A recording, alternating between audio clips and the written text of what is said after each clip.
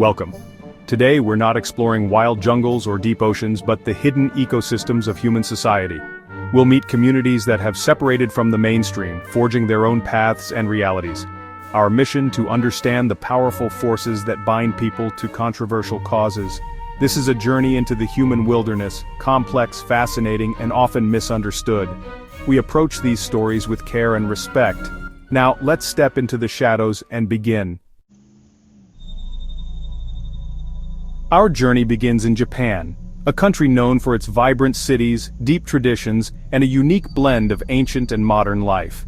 In the heart of this dynamic nation, Aum Shinrikyo emerged in 1984 under the leadership of Shoko Asahara, a man who would soon become infamous. What began as a small spiritual group offering yoga, meditation, and the promise of enlightenment quickly attracted a devoted following, especially among young, educated people searching for purpose in a rapidly changing society. Asahara's magnetic personality and bold claims of supernatural abilities drew in followers from all walks of life. Many surrendered not just their time but their entire lives and possessions, believing they had found a true spiritual guide. Yet beneath the surface, a far darker ideology was taking root. Asahara began preaching about an impending apocalypse, warning of doom and destruction, and quietly started stockpiling chemical weapons in secret compounds.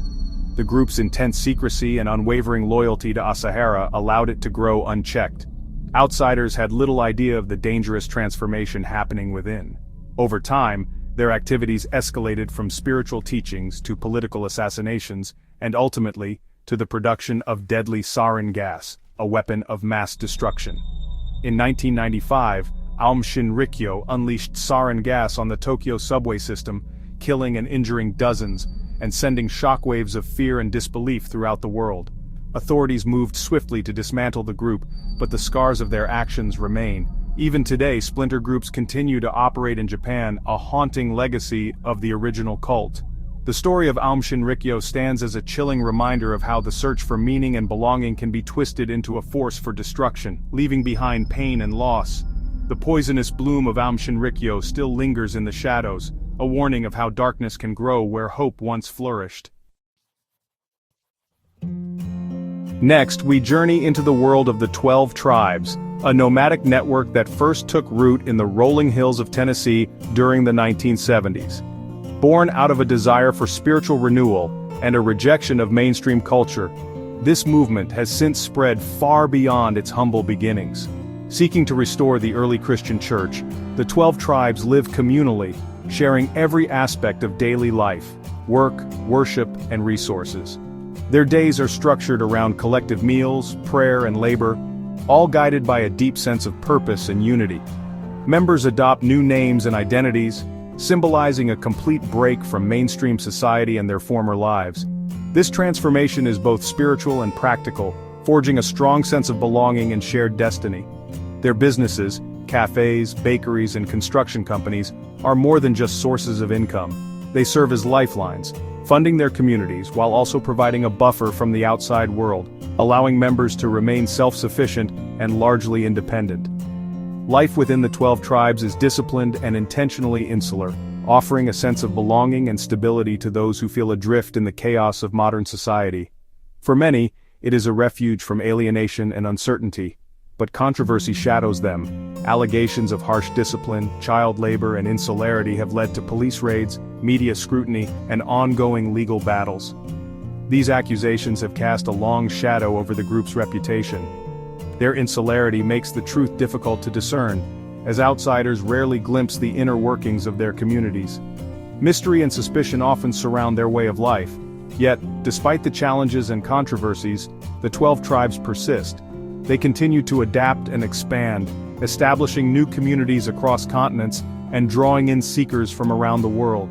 Like resilient grass that bends but does not break, the 12 tribes thrive in diverse climates, bound together by unwavering faith and a shared vision of a different way to live. In China, where faith and state collide, the Church of the Almighty God, Eastern Lightning, operates underground. Founded in the 1990s, they believe Jesus has returned as a Chinese woman, the anonymous Almighty God. Her writings, studied in secret, guide followers convinced they live in the world's final days. The group survives through secrecy, Codenames, hidden cells, and strict vetting. Chinese authorities label them a dangerous cult, leading to crackdowns and a global diaspora. Online, they portray themselves as persecuted martyrs, attracting new followers. The true nature of Eastern Lightning remains shrouded in mystery and debate. It stands as one of the world's largest, most enigmatic spiritual movements. Now we look to the stars with Raelism, founded in 1974 by Claude Vorilhon, Rael. Rael claims he met extraterrestrials, the Elohim, who created humanity through genetic engineering. Prophets like Jesus and Buddha, he says, were Elohim messengers. Rael is the final prophet.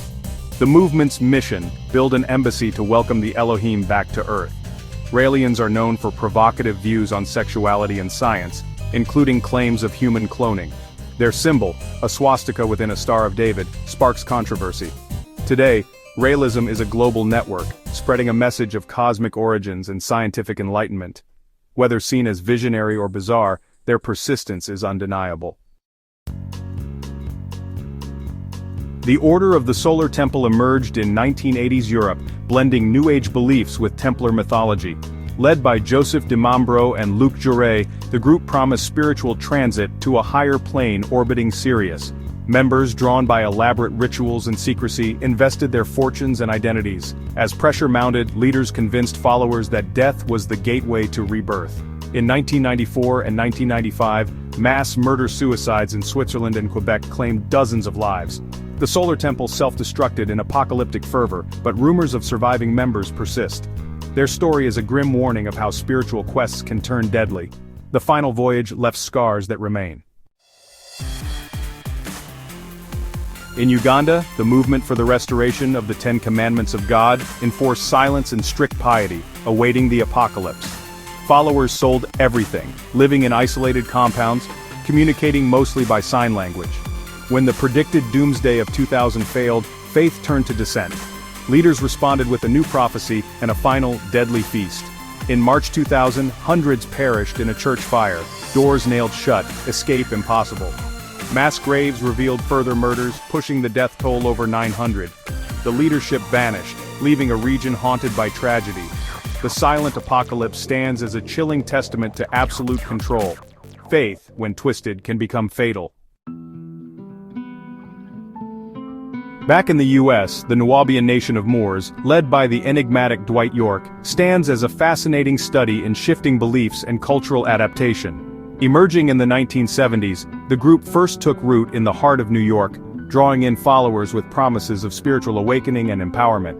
What began as a black Muslim movement soon transformed, absorbing elements of black nationalism, ancient Egyptian iconography, UFO lore, and even esoteric mysticism. York's teachings were ever-changing, blending science fiction with religious prophecy, and his books reflected this eclectic, unpredictable mix. Seeking a new home, the group migrated to rural Georgia, where they constructed Tamari, a sprawling, Egyptian-themed compound. Here, York ruled with absolute authority, creating a world apart from mainstream society. Life inside Tamari was tightly controlled.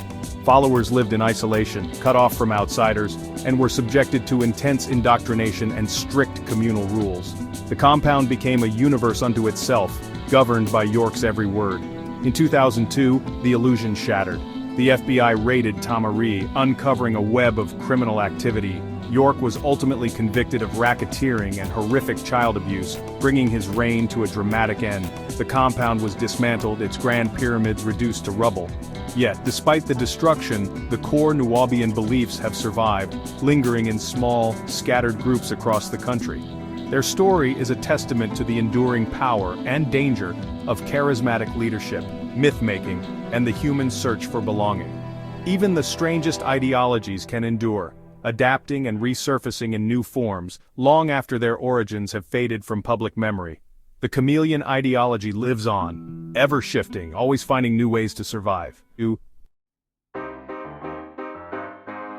In the deserts of Utah and Arizona, the FLDS Church clings to polygamy and isolation.